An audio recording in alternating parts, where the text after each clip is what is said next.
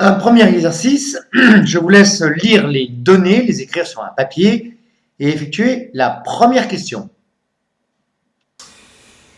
Représentons dans un premier temps le vecteur position OM1 à l'instant T1 égale 1 seconde.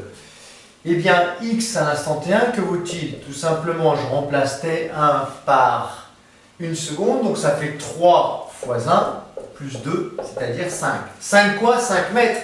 L'unité légale de position ou de distance, c'est le mètre.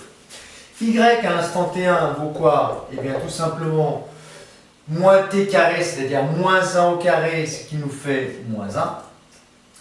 Et z à l'instant t1, comme à n'importe quel instant t, vaut 3. Donc si j'avais à représenter ce vecteur OM1, eh bien x serait à 1, 2, 3, 4, 5.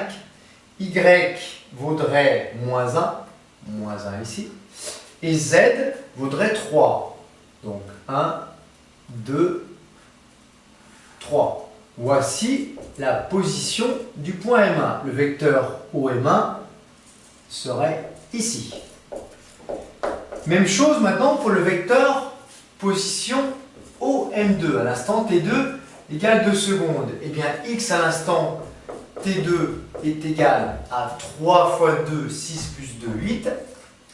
Y à l'instant T2 est égal à moins t carré, c'est-à-dire moins 2 au carré, ce qui fait moins 4.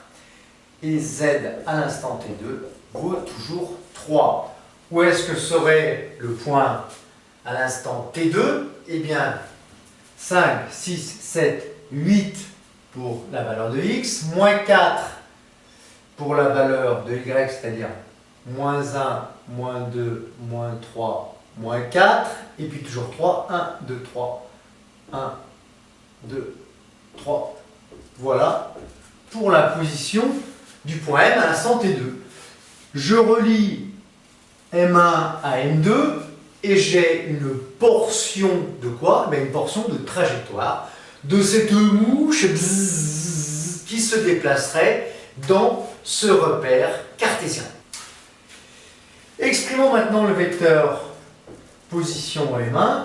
Eh bien, c'est 5 fois le vecteur UX plus moins 1, donc moins 1 fois U de Y plus 3 fois U de Z. Pour le vecteur OM2, vecteur position OM2, c'est égal à 8 fois U de X plus moins 4 fois, alors on enlève moins 4 fois U de Y plus 3 fois U de Z. Voilà pour les deux vecteurs position aux deux instants différents, T1 et T2.